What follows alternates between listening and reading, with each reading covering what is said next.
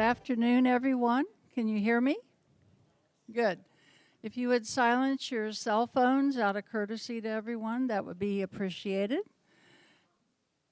And we are going to have, well, for those of you that don't know me, I am Janet Crowell, President of Resident Council, and now we will have Joe Chase, Vice President, introduce any first-time attendees. So, let's see, we do hear it. I hear it. Is it working? Okay, is there anybody here that's new? One new person, that's good. Two new people. Two, you're new, and your name is? I'm Sherry Claggett. Okay. And I'm Sam. Sherry and Sam, and so where do you guys live now? 629 Joy Place. Same place. Okay, and where did you come from? Lake Winnebago. Lake Winnebago. Same place, Lake Winnebago. And how long have you been here? 2 weeks. That's even better, yay! Your first opportunity, I hope it's worth it for you. Anybody else that's brand new? Looking, there's somebody. Okay, and your name is? I'm Melba McIntosh, and I am in Villager North, and I moved in January 17th. Okay, from where? From Kansas City. Well, welcome, Melba. Okay. Melba or Melba? Melba. Okay, so that's two. Anybody else? Looking. All righty.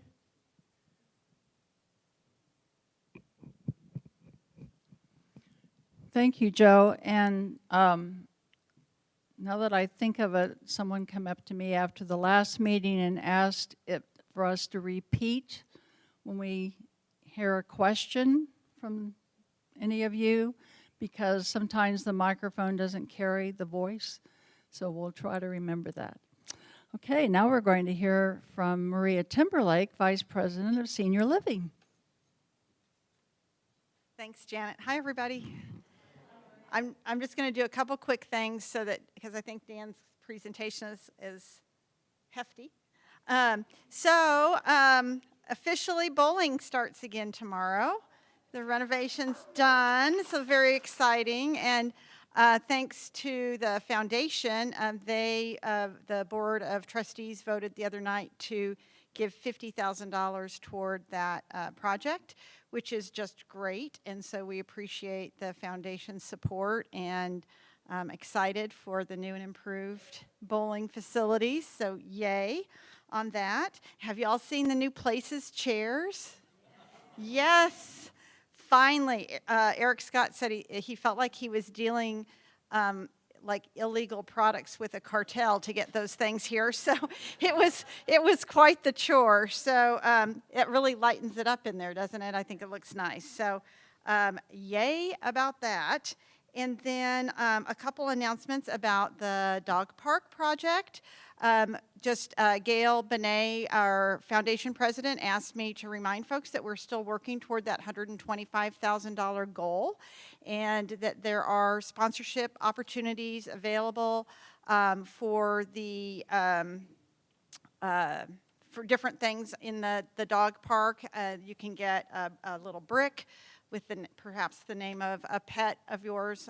I've already got one for our dog Bogey, who's no longer with us. So, and then there's some other sponsorship opportunities. So we're excited about the progress that has been made.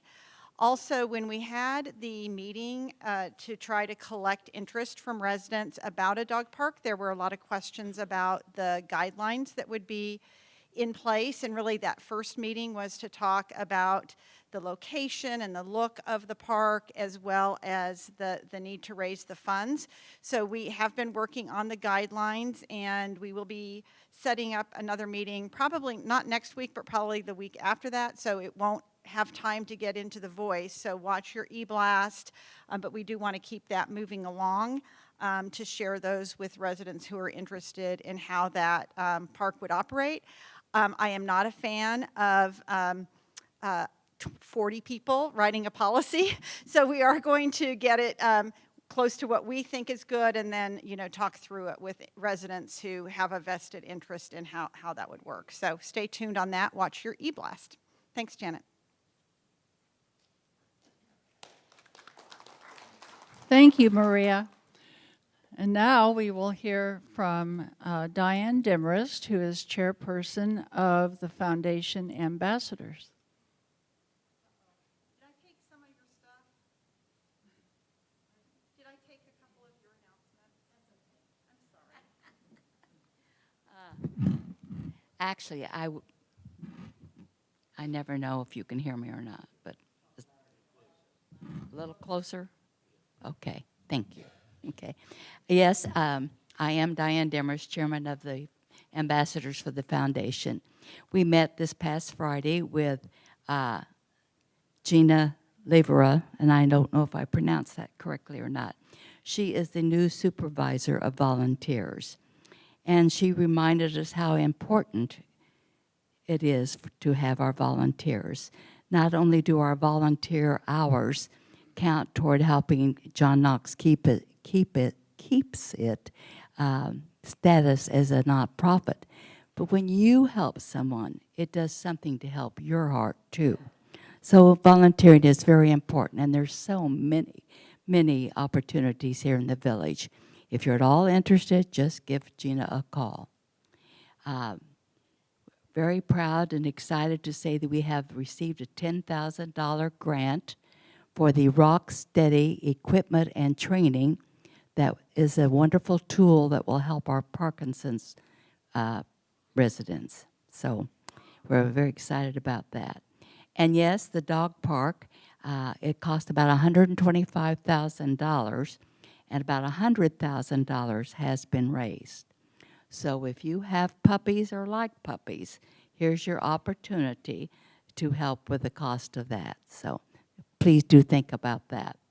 In April, the ambassadors will have their annual luncheon, and this is a luncheon to welcome new ambassadors, as well as an opportunity to say thank you and goodbye to those of us who are going off the committee.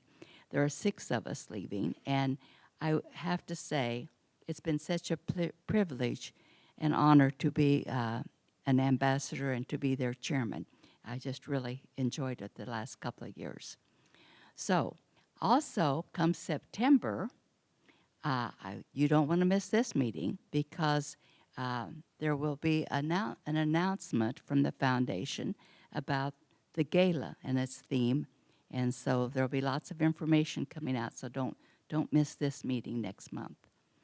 And I would like to just give you a little reminder. I feel very strongly that we are all ambassadors, not just official ambassadors on the committee, but you and I are ambassadors for John Knox and for the foundation.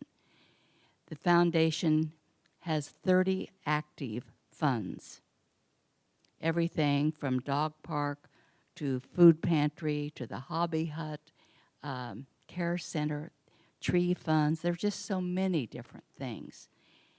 They are there to help maintain and enrich our lives. So if you have a feeling in your heart that you'd like to maybe contribute to one of these, I'm sure Gail or Marcia would be happy to visit with you. So thank you for letting me give my report every month. You all have a great afternoon.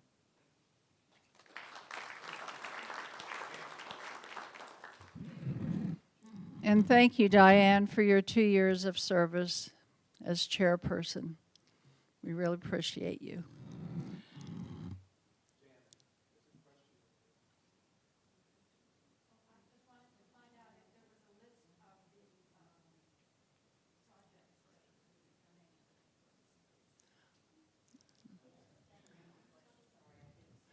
Diane, can I repeat the question?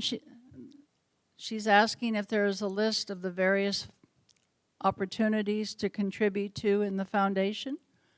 Yes, there is a list of 30+ activities that you might want to consider.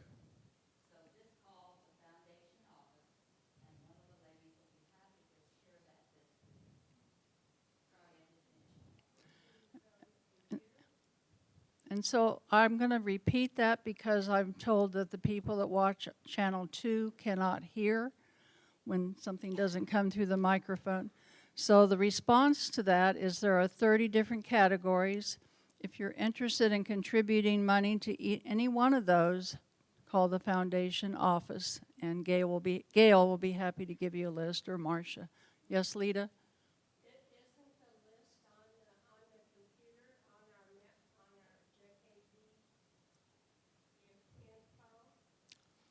I don't know. It's a good question if the list is on jkv.org. I'm not sure.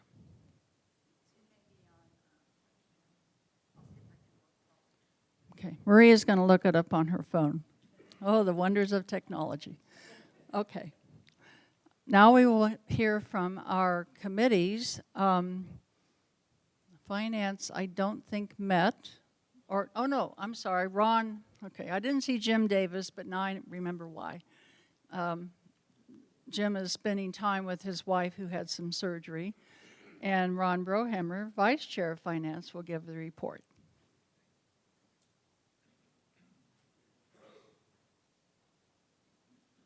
Well, good afternoon. I am Ron Brohammer, the Vice Chair of the Finance Committee.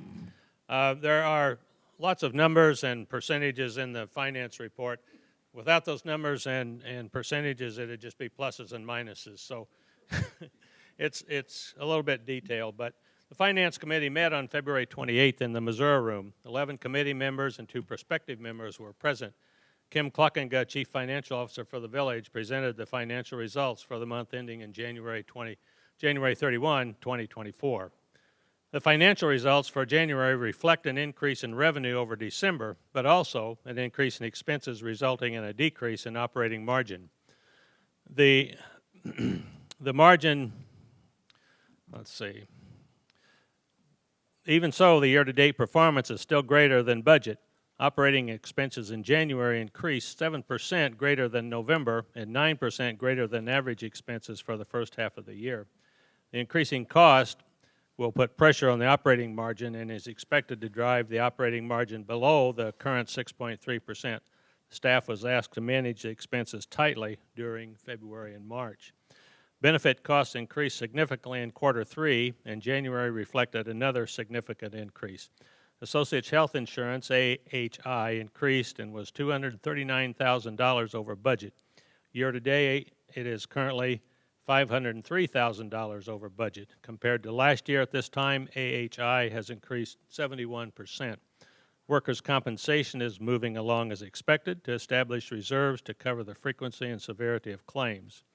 The year-to-date total revenues for the village, including the $581,000 retro Medicaid reimbursement for fiscal year 23, is unfavorable to budget by $636,500, but still 12.5% greater than last year. In contrast, expenses are favorable to budget by $912,300 and 8.9% greater than last year. Labor analysis shows year-to-date labor costs favorable to budget by $1.4 million, increasing 5.3% over last year. Salaries and wages are also favorable to budget by $1.4 million, but have increased $2.6 million, or 9.7%, over last year. Overtime continues to be a bigger part of the labor costs as agency costs shrink. This is a more favorable labor mix as it brings down the overall cost per hour and improves quality of care. The rest of the organization's use of overtime is decreasing as positions are being filled. Net proceeds from entrance fees are favorable to budget by $77,300. The year-to-date net proceeds are $13 million, which is $4.6 million favorable to budget. There are 17 pending entry fee move-ins with $6.3 million in proceeds. The net proceeds from entrance fees annual target is $11.8 million. The Village Care Center, EMS, and assisted living business units reflected operating contributions favorable to budget in January. The other business units missed their operating contribution targets, with the biggest miss being in hospice. Moving to sales and move-ins. Sales activity picked up in January and was favorable to budget except for the new Ebuilding. There are 27 10% deposits of the 36 needed for financing. Overall, Village year-to-date sales continue to be unfavorable to budget due to slower than expected lease activity. Lease contract sales are under budget by 13 and are 19 fewer than last year. Move-ins were under budget in January. There were 5 lease move-ins, which were less than budget. Year-to-date move-ins are under budget by 8. Compared to last year, move-ins are 13 fewer when excluding Meadows 2 and are 40 fewer when including Meadows 2. All 52 Meadows 2 units are sold with 2 move-ins pending. Villas Phase 9 is complete with 1 move-in in January. All Phase 9 units have been sold. In summation, the Village's financial results reflect a decrease in operating performance due to a substantial increase in operating expenses. The operating contribution is still $278.8 thousand ahead of budget, and the combined actual and pending entry fee proceeds have already exceeded the year-end target.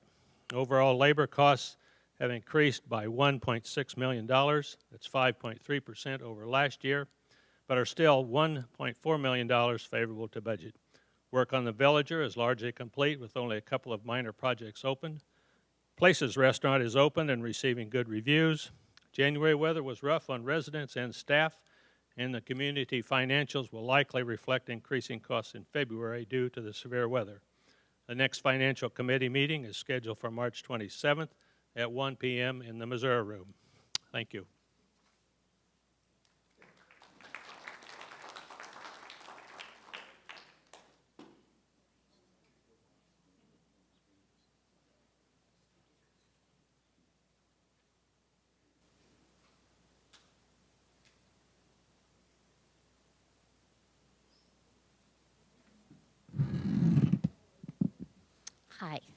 Hi, I'm Mary Ann Davis. I'm chair of the Health Service Committee. The Health Service Committee met on February 14th in the Administrative Boardroom. Anthony Colombato, Vice President of Health and Community Services, introduced our speaker, Angel Gregory, Coordinator for the Village Hospice Volunteers. Angel provided information about her background and her position with hospice. She works with about 17 volunteers, half of whom are village residents. A 2-day training program is required to be a hospice volunteer. Angel talked about the Veteran to Veteran program, which includes We Honor Veterans. The Village is a top-tier Level 5 program, the highest. She provides education for staff, volunteers, and the public about the program. The group also conducts pinning ceremonies for the veterans. Angel is building a team of volunteers patterned around the book, The 11th Hour, a caring guideline for the hours to minutes before death. It is written by Barbara Carnes.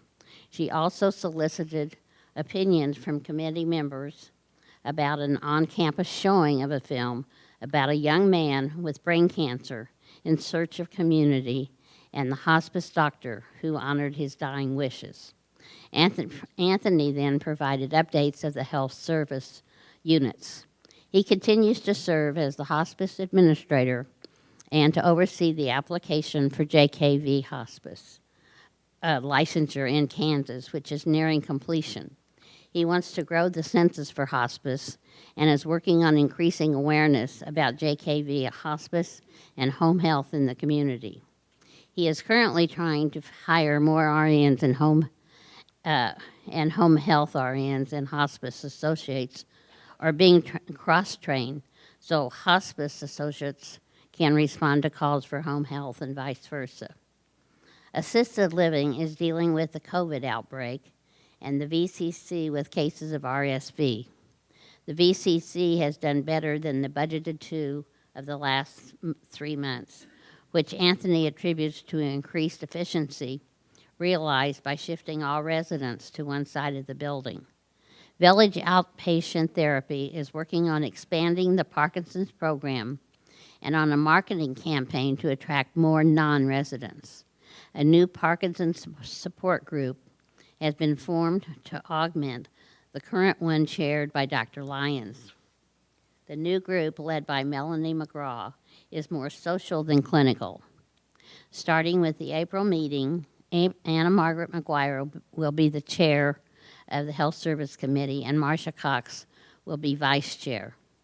Our next meeting will be at 2 o'clock, Wednesday, March 13th, in the administrative boardroom. And if anybody is interested in volunteering for this committee, if you'll just give me a call. My name again is Mary Ann Davis, and I'm listed in the resident directory. Thank you.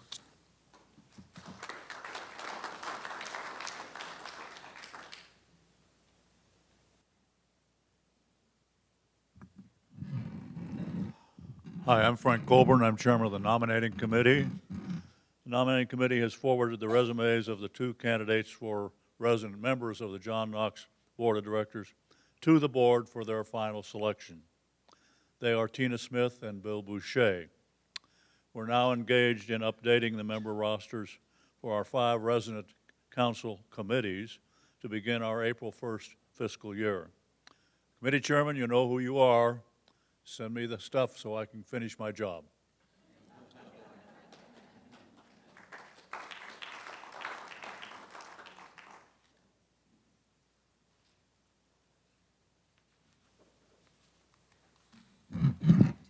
I'll try it this way. Can you hear me?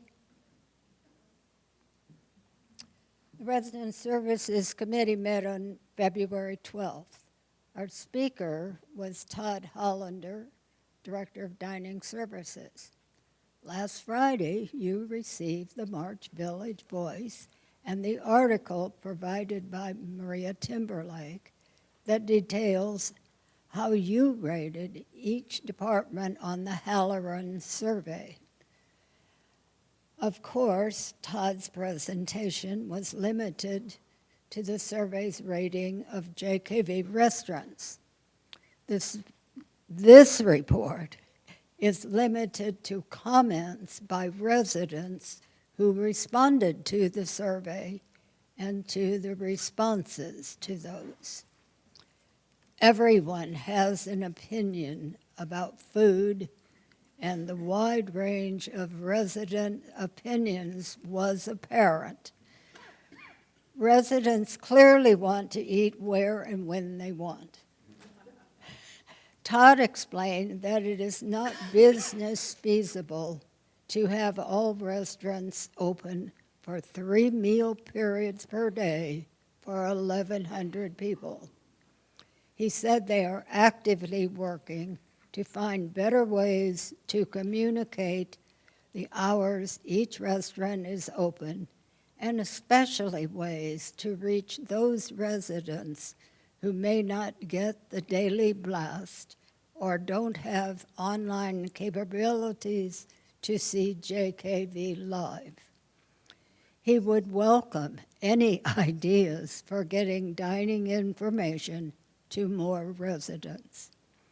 Todd made a point to explain that the published restaurant end times are not closing times. They are last order time.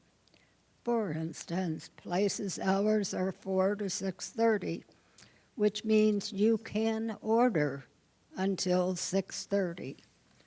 Also, there is a little leeway for the 20% tipping limit for dining dollars payments. If you wish to add $1 to your meal, it's okay. Due to survey comments, there is now a community table at the Courtyard Cafe, although this has not been successful in the past. Diners now have the option to be seated at the community table, and it is hoped that it will be well utilized. Todd addressed comments about prices. By comparing JKV menu items pricing to regular retail restaurants, the village tries to keep menu items priced at 1/3 less than similar items elsewhere. Also, there is no tax order added to the cost of meals at John Knox Village. Todd is constantly monitoring the commodity markets and adjusting prices, adjusting purchases for the best prices. Weather events such as droughts, frosts, wildfires, fires can cause shortages that increase the cost of various items.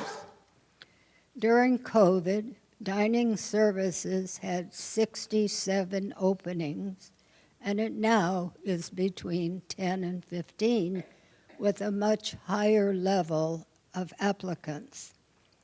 Tim, the head chef at the Courtyard, is conducting weekly training sessions for his cooks in order to improve consistency and make certain that recipes are followed correctly.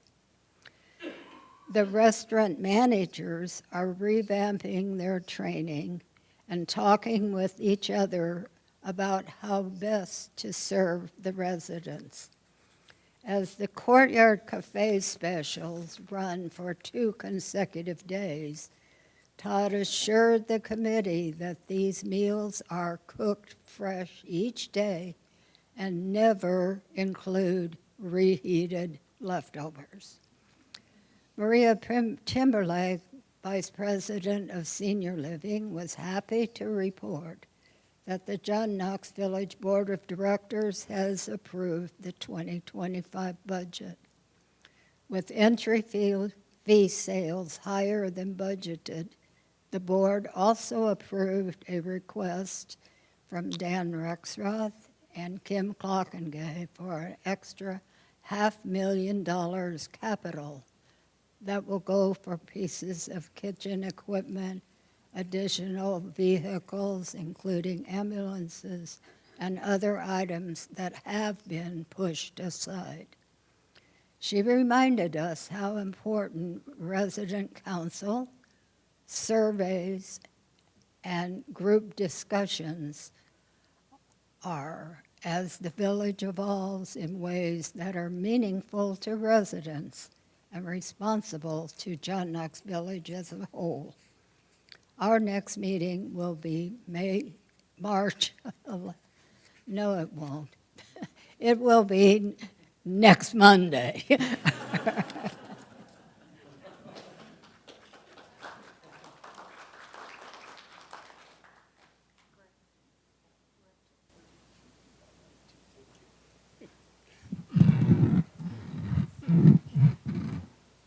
I'm Greg Coulter. I'm moderator of the Sales, Marketing, and Communications Committee. Our speaker this month was Anthony Colombada when we met on February 15th. And you might think it's odd since we have a Health Services Committee.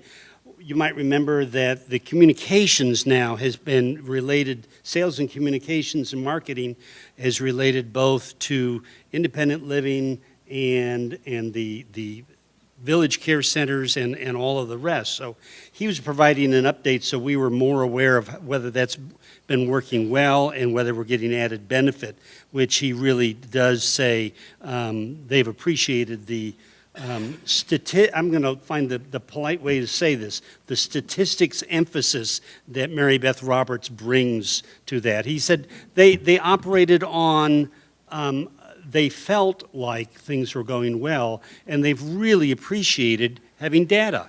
And Mary Beth is also feeling like that's a good working relationship. I'm not going to repeat a lot of what came out of the Health Services Committee.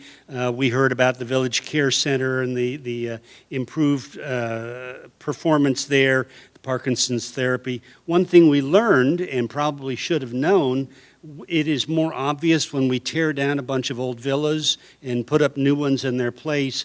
They also are renovating about 5 village assisted living units a year. This is the second year, so they've renovated now 10 of those units. We don't see them torn down because we can't drive by them, but they are also renovating those units as they go, so they're in good shape and more marketable. I do want to emphasize a little bit more on the home health and hospice programs.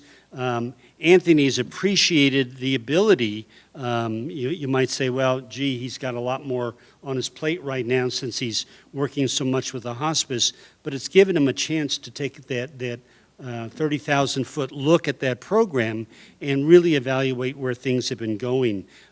Possibilities, for example, the increased use of LPNs to continue to expand the nursing staff. Looking at the current marketing, which is in 11 counties, are all of those the most effective use of our sales and marketing energies? The use of the electronic medical records, which may be cutting the document time by up to half, which will really help the staff out in the field. Also, real emphasis on improving our relationship with the Veterans Administration, since we do have the only 5-star, 5-rated program for Veterans Hospice in the area, to see if we can strengthen that working relationship. So it was a good update for our committee to hear that is a good working relationship now, and we expect it to go forward. Some updates on renovations. You know, we're going to have to start dropping the Phase 8. It's done. We continue to report on that. Phase 9 are the ones that are now completed on the south end of Craigmont and a couple more on Larkspur. All 7 are sold, and we expect all 7 to be occupied by the end of March. So the villa renovation program is still going well. We look forward to starting to bring you updates on Phase 10 shortly. My statistics are always as of our committee date, which was February 15th. We had 30 of the units occupied. 8 days later, it was 31. Today, it's 32.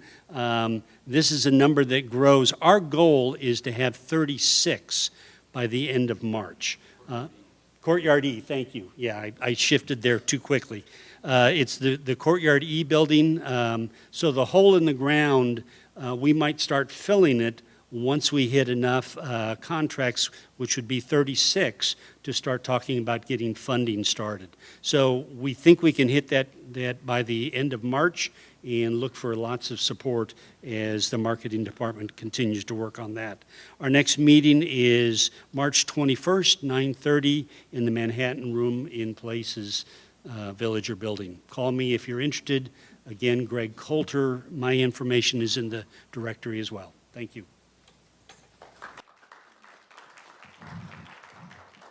I'm going to sneak in here real fast to respond to the question about the foundation funds. So I looked really quickly on jkv.org, which is the corporate website, under the foundation page. And they just list our major campaigns like the dog park, the Veterans Memorial, the EMS building, the Legacy Brick program. They do not list all 30 funds. And then on Touchtown, JKV Life, there is a listing of 50 ways the foundation donations have impacted residents, which is more a list of projects that have been brought about because of the foundation, not necessarily those funds. So if you want the list of funds, you can call the foundation office and Gail can review those with you. I know, for example, there's a Hobby Hut fund and there's a golf fund and a chapel fund and an arts and craft fund. So those get into much smaller types of funds. So hopefully that helps. Thank you. Thank you, Maria. And now we will have our program. Our esteemed CEO, Dan Rexroth, will present to us the strategic plan for John Knox Village.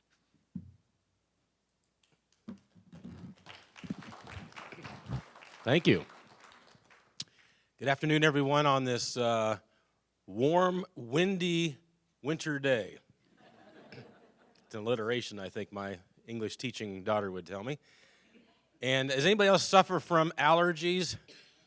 Oh my goodness, I think I need a big rainstorm or something. So I'm going to really work hard at not coughing today, but if I do cough, it's my allergies kicking in. So I'm very proud of the village. We do planning every year. Staff works hard. The board of directors meets annually. We spent several hours this year as a board working on this plan, and I'm presenting it to you today.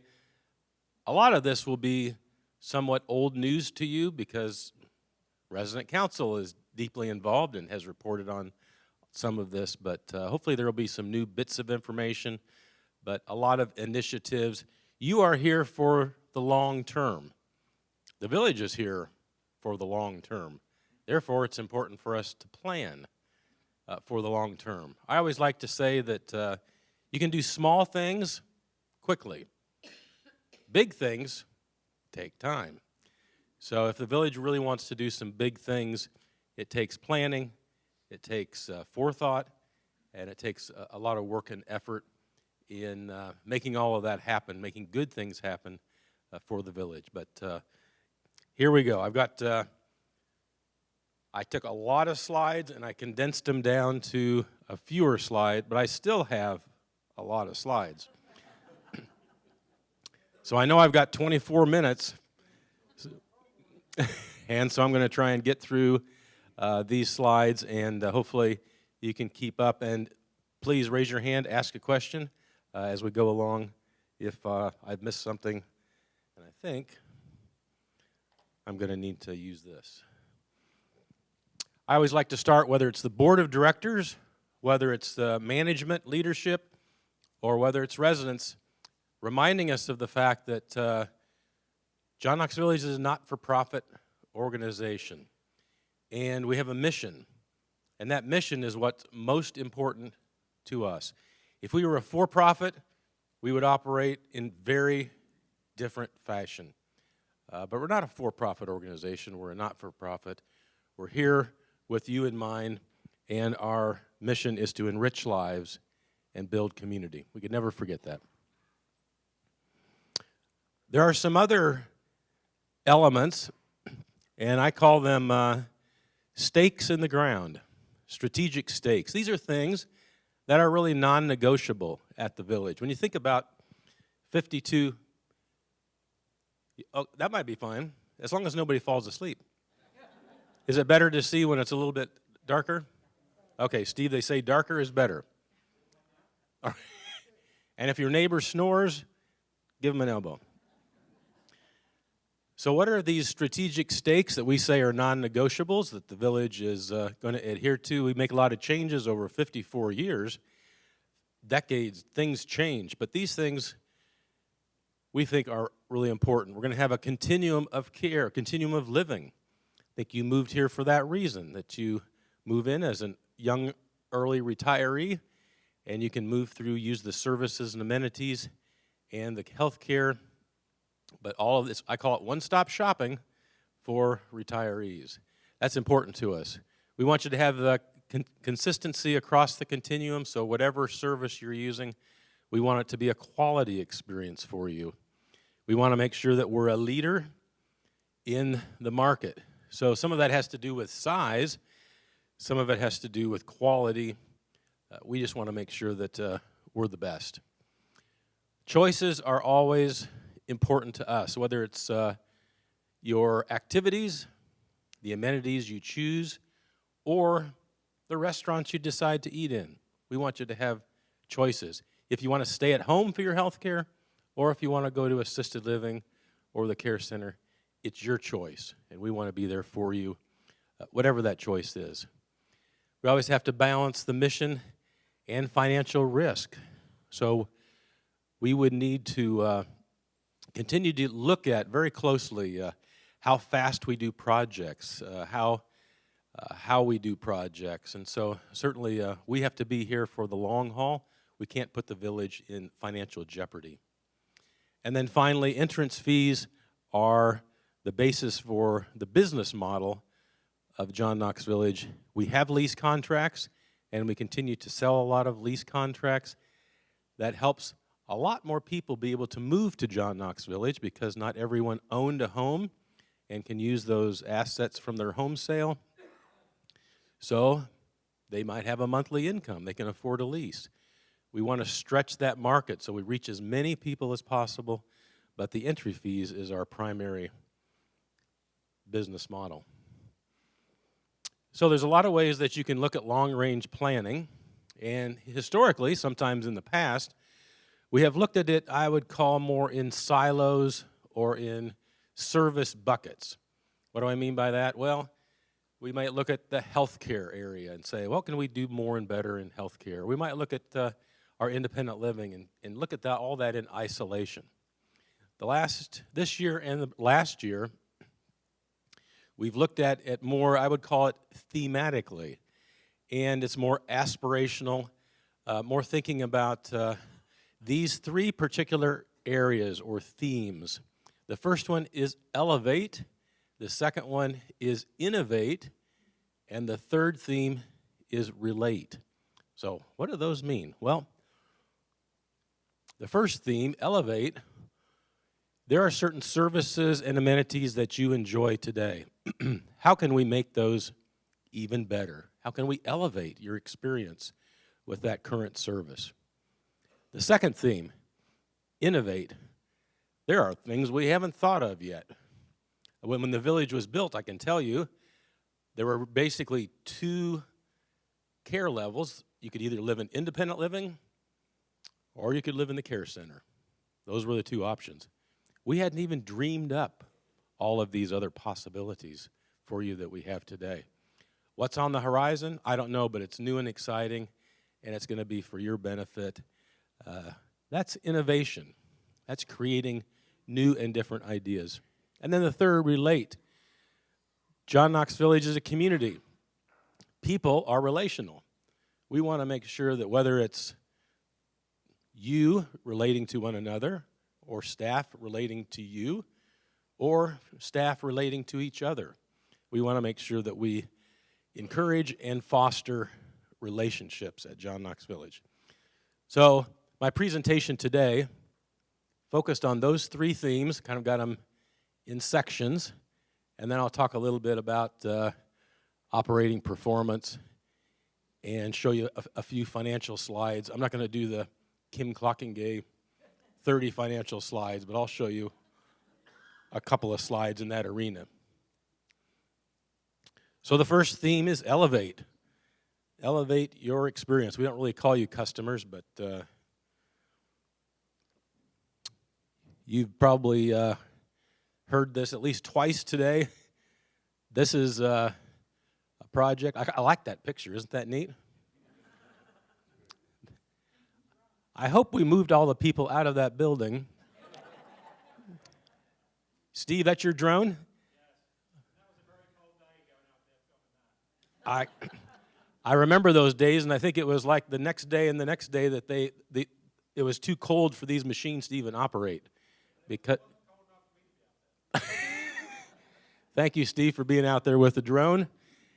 You all know that the progress to date, and as was just announced, look at this, slide's out of date already.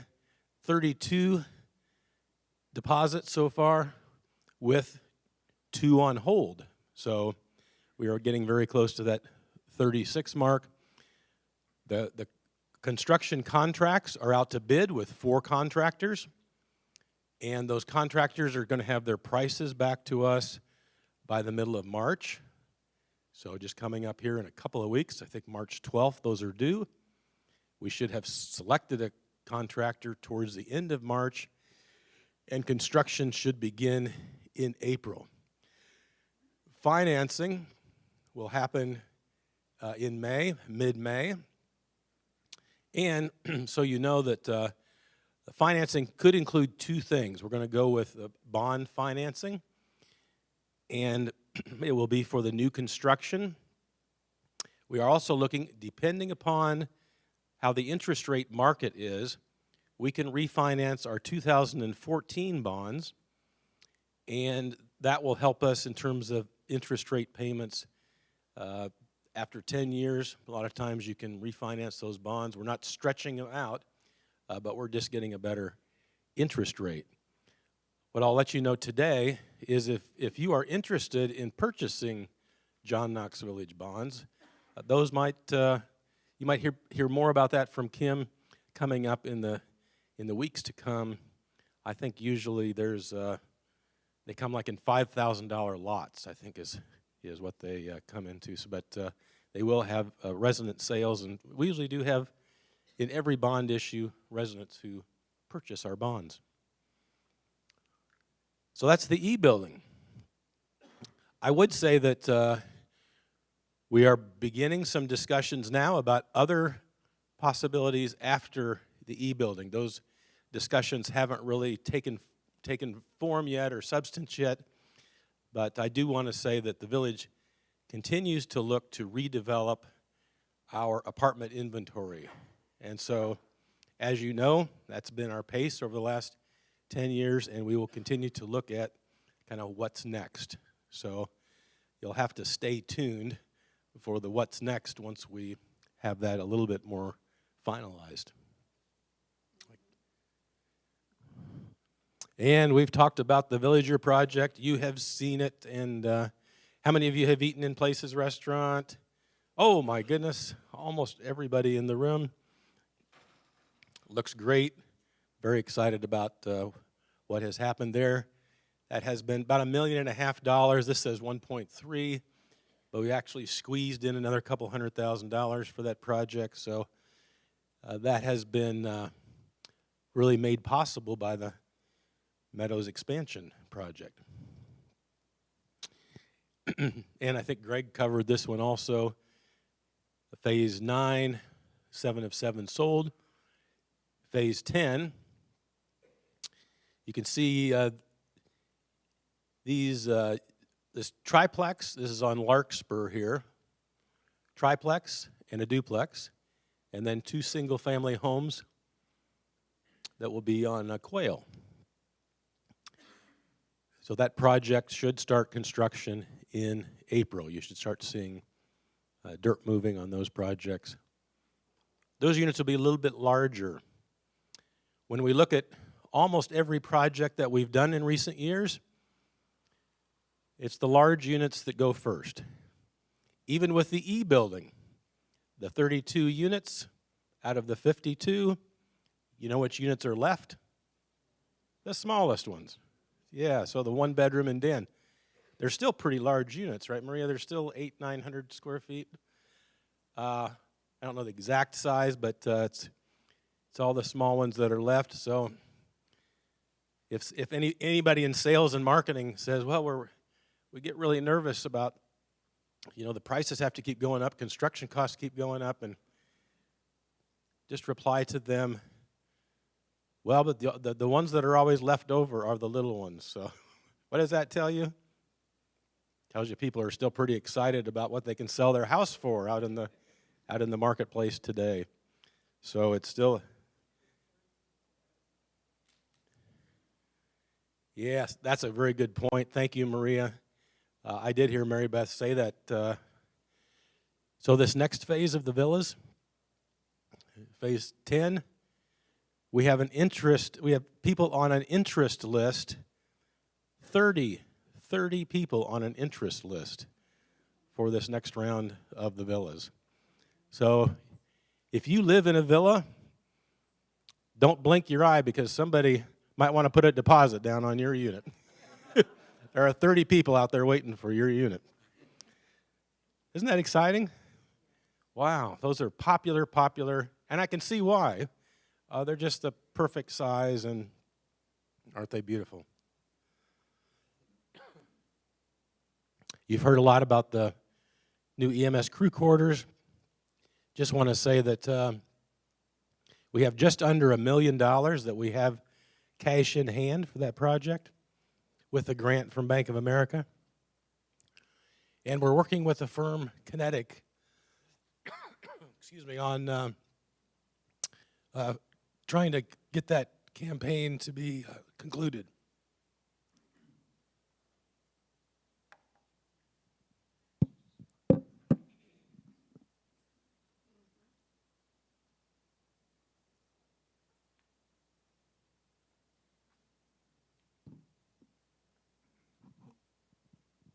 The care center has experienced some transition. This is an area which is a good example of John Knox Village as a not-for-profit. Because for many years, and I'll show you in a later slide, the Care Center was an economic engine for John Knox Village, producing significant surpluses, financial surpluses. The last few years, really since COVID, the Care Center has been a financial negative for the village, and for reasons you might suspect, the government for 6 months told us we couldn't admit anybody during COVID. When the government tells you you can't bring in any new revenue, it doesn't take a rocket scientist to figure out what happens to your finances. So for 6 months they told us we couldn't take any admissions, and then labor shortages, staffing issues, rising wages, all of those things have impacted us. So I'm really pleased to say that, but the Care Center is a vital part of our care continuum. I think you expect that. You think that's important. We think it's important. We need to make sure that we continue that service. Well, last year, the actual deficit for the Care Center was a $2.8 million loss. That was really not sustainable. So a lot of changes were made. We moved all the residents over to one side. Anthony's sitting in the back here. He was instrumental in making all this happen. Other staffing efficiencies. We budgeted this year for a $1.4 million loss. And the 10 months to date, our fiscal year runs to the end of March, but as of the end of January, we only have a $548,000 loss. So you can see what's happened in just a couple of years through good leadership, good management, good work. Thanks, Anthony. Hats off to you. Oh, there we go. Standing ovation. In the home health area, a number of new initiatives working on telehealth. Some of you, have you ever done a telehealth visit with a doctor? Yeah, I've done telehealth visit with doctor, and sometimes they work, sometimes they don't. We were going to really focus more on that, but the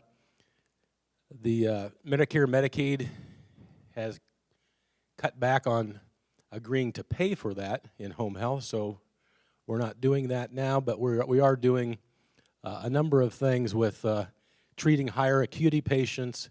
We have a new electronic medical record, so a lot of new things happening in home health to enhance our home health in-home services.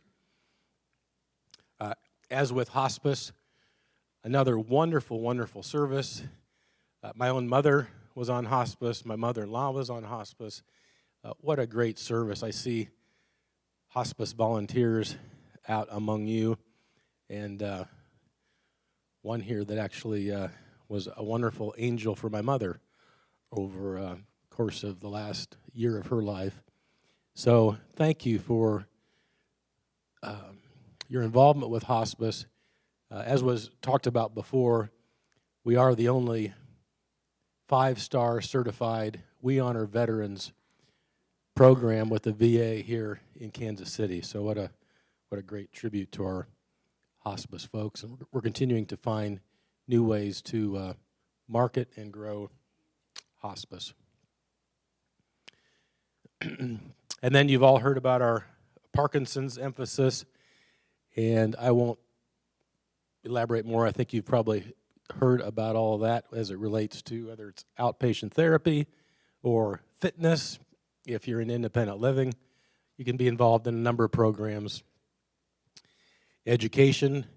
I attended the Parkinson's support group last week over in the Manhattan room. The Manhattan room was full of people who were there for a Parkinson's support group. About half of them were from John Knox Village and half are from the greater community. And I can tell you that we have more and more couples that are moving in, and one couple may be young, vibrant, healthy, the other one beginning to suffer from Parkinson's, so it's a place for us also to find new prospects and people interested in the village, maybe because of one spouse suffering from Parkinson's. We know that as we increase services, there are also some things that we need to be mindful of and good stewards of your dollars. So we keep evaluating which programs need to be enhanced and which programs we might be able to trim back.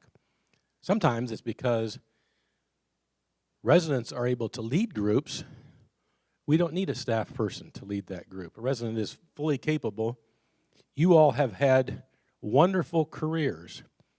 So if you've had a career as a music teacher, and I know there's some out in the crowd right now, you could lead a volunteer music group at the village. We don't need a paid staff person for that. So there are a lot of opportunities, and I think it was already talked about, we continue to look for volunteers.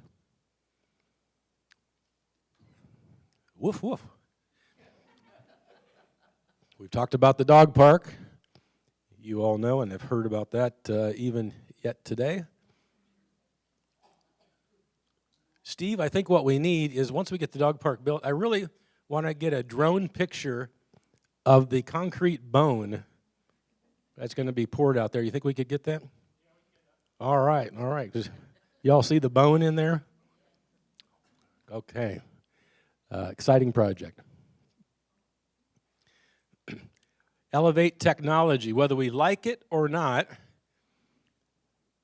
technology is here, and we need to find more and more way, whether it's resident service enhancement technology or whether it's tools for our staff, we need to enhance. We've got now, Kim works with a resident technology advisory committee. Does Kim do that?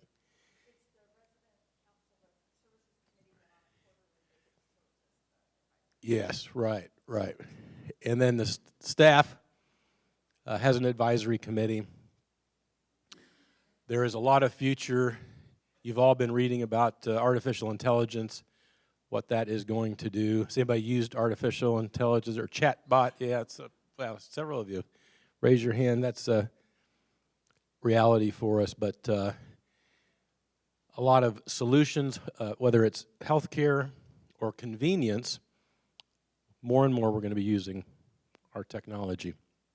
Just as an example of some of what the technology initiatives have been at the village, status solutions. The village is now completely Wi-Fi enabled, so that if you have, there are still some old Koresh units, a few old Koresh units, but if you have the new Sarah system, Pennant, then wherever you are on campus, and if you push your button, we know exactly where you're at. So what a great innovation, technology innovation, and certainly one that you could take advantage of if you would like to. Shortcuts, you've heard of that in our salons. And Can Do, we still need more people to sign up for technology support services. And then you're familiar with Clive the robot, and there's another one, I think we have two now, but these are just some examples of technology. And then on the staff side, we have Pay Meringue. You can imagine there are thousands, literally thousands of invoices that come to the village every single month. So this is an innovation that we've begun to use that helps streamline paying of those invoices. Electronic medical record systems, network upgrades, and some of these are behind the scenes, but and dashboard statistics give us the mountain of numbers that we need to lead the village and operate the village every day. These are new solutions that we're implementing. So that was all elevating our service. Now we're talking about innovating our service. This is a program that I'm personally very excited about. When Kansas City Internal Medicine decided they were closing their offices several years ago, I heard from many of you for years to come, we need more physicians on campus. Kirana has solved that problem for us. If you look at the number at the bottom here, the month we opened, last September, they saw 117 patients. Just this last month, February, they saw 278 residents. You're speaking with your feet. And what you're telling us is you like this service. You're using this service. Your friends and neighbors are using this service. So in the short month of February, 278 of you paid a visit to the Kirana Physician Clinic. What a wonderful service that has been. And not only has it been a great convenience for you as residents, but over the course of 5 years, they're paying us $300,000 in renting this space.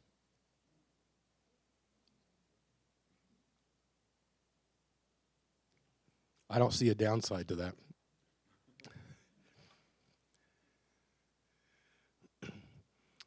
Outpatient therapy. This is a program that we're very proud of. It has grown significantly. More and more of you in independent living are using outpatient therapy. We think if we can get the proper accreditation, that we can offer that service to other assisted living facilities or smaller independent living facilities who don't want to operate their own, but certainly it can be a profitable situation for us. Village Hospice, we're working to get that certified in Kansas. And then the mental health van, the behavioral health van, just to give you an updated report on that.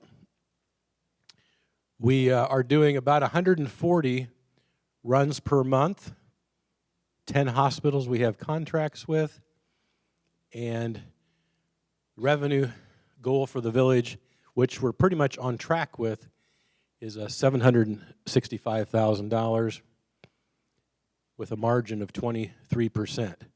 So some might ask, well, why would the village institute this behavioral health van?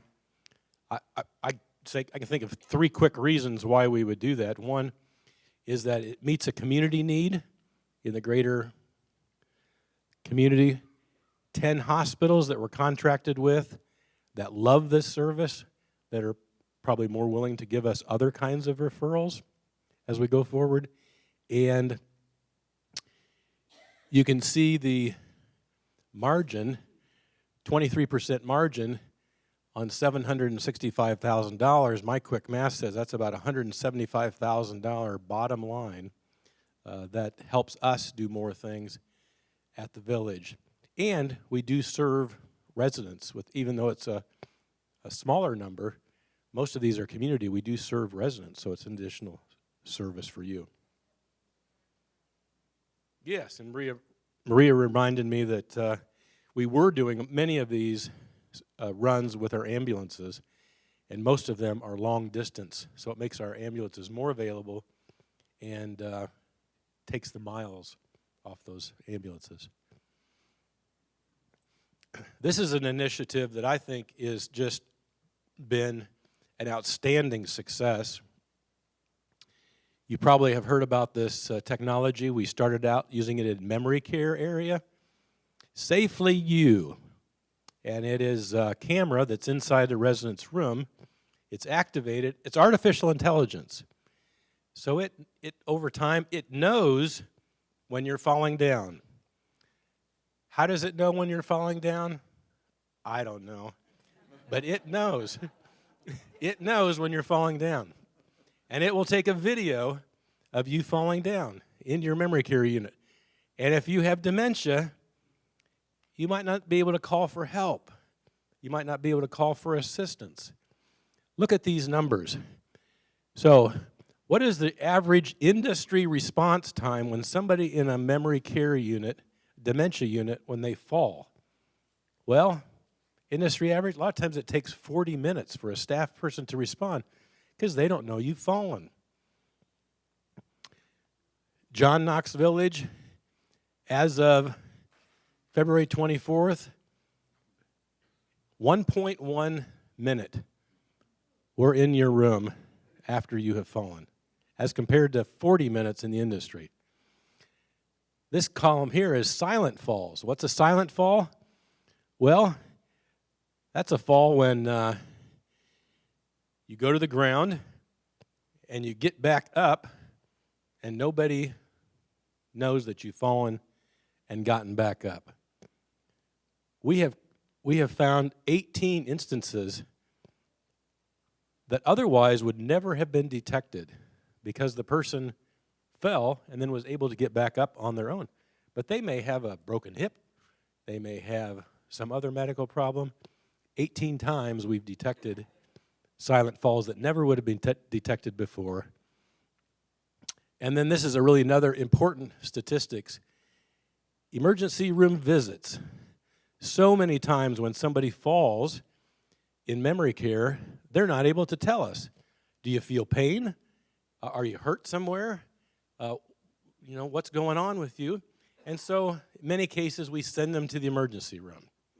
The industry average is 17 to 25% of the time we have to send you to the emergency room because we think you need to get checked out. Because of Safely You, we can rewind the tape. We can see you may have just lowered yourself to the floor. You may have had a soft fall.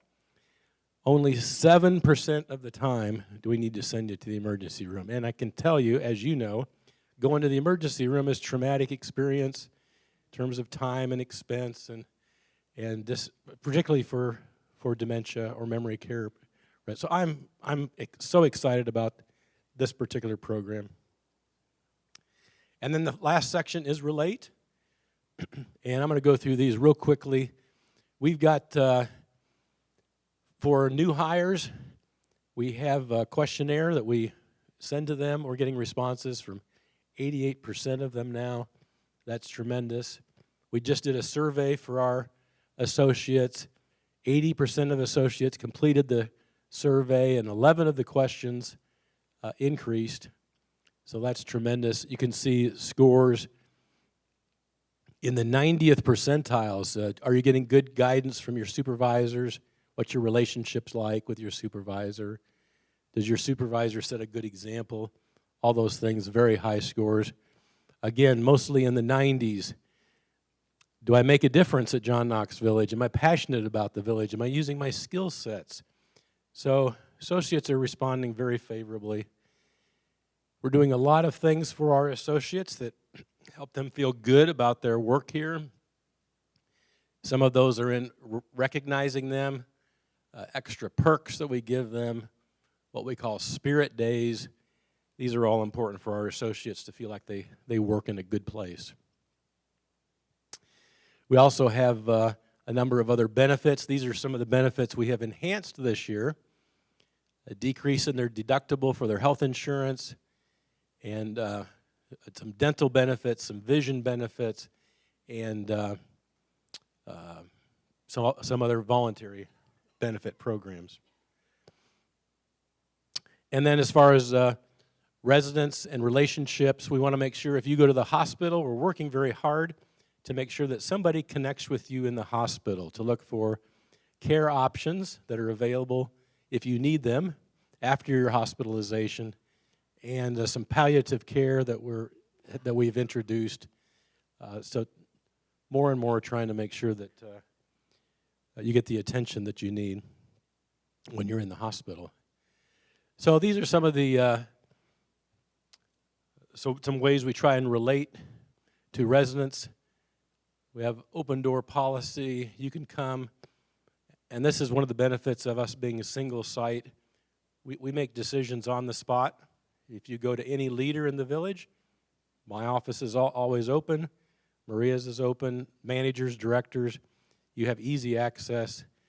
And we not only give you a voice through food groups and other groups, but we have a lot of programming that's generated by residents, and means we're all a part of one community. And now my couple of Kim slides. This is very interesting, I think, because over the last 10 years, this column is, well, it's a little bit more than 10 years, but we have increased the square footage, occupied square foot, at John Knox Village by over 24% in the last 10 years. Entrance fee contracts. The actual number of entrance fee contracts has increased by 57%. So you can see that a lot of positive movement over the last 10 years. This is a busy slide, but I'll just point out one thing. The care center, remember I said COVID hit us hard in the care center? That's the red line. Look what happened in 2020. From 2020 on, look what happened to the operating revenue in the care center. If we had not been building, this blue line is independent living revenue. What would have happened to the village financially if we hadn't been building independent living? This would have really impacted us significantly. So, very positive thing. Providential, some might say. And then just the last two slides I'll show you. If anybody asks you, I don't know that anybody has asked me, but somebody might say, why are we spending all this money building these new buildings? And why are we spending money on these new residents? Well, let me show you. So this is where we're at right as of FY23. Net operating margin, 4% net operating margin for our existing campus. Our long-range goal is to be at about 10% operating margin. If you look at our peers, and this is from the Fitch rating agency, they're at about 7% for the double B category, which is what we're in. So here's where we're at. Here's what our goal is. We'd like to be. And this is where our peers are in our Fitch double B rating. Now, this is Meadows 2, or this is phase 1 of the Meadows. This is the Meadows expansion, and this is Courtyard E building, once it's fully occupied. So, what you do have to know is that these are smaller projects. It takes some of these to impact this a little bit, because these are small projects. This is a big campus. However, if you look at this and this and this, each of these increase this number by 2%. So when you look at operating margin, once these are fully operational, and both of these are now 100% occupied. We hope in a year or 2 years, this will be 100% occupied. 2 plus 2 plus 2 equals 6. 6 plus 4 equals 10. So, these 3 projects will help us get to our goal in operating margin. It wouldn't have been possible any other way other than to increase your fees in astronomical ways, which we could have never done, or cut expenses to the bone, which would have hurt quality and service. And this is just one more. This is debt service coverage ratio. So this is debt service coverage ratio is the cash that we have through your monthly fees and through entrance fees, and how much cash we have as compared to the debt payments. So we have 1.63 more cash to cover our debt service. We'd like to be at 2. Our peers are kind of at 1. But this is Meadows 1. This is Meadows expansion. And this is Courtyard E building. And I won't give you these numbers. I'll just say that if you take these 3 And once Courtyard E is built and stabilized, it gets this number up to 2. So you can see that long-range planning is at work at the village. We're getting to where our goals are. It takes time, doesn't happen in an instant, but we're definitely moving in the right direction. So thank you. Oh my goodness, I went a little bit over, but I didn't lose too many people. Thank you so much. Happy to answer any questions, but thanks for being a partner with us in this fun endeavor called John Knox Village.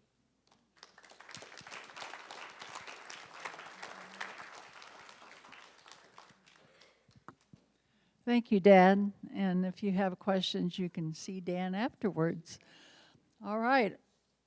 We will meet again April 1st right here, and our speaker will be Anthony Colombato, Vice President of Health and Community Services. He will be speaking on aging and longevity. So see you all then. Thank you.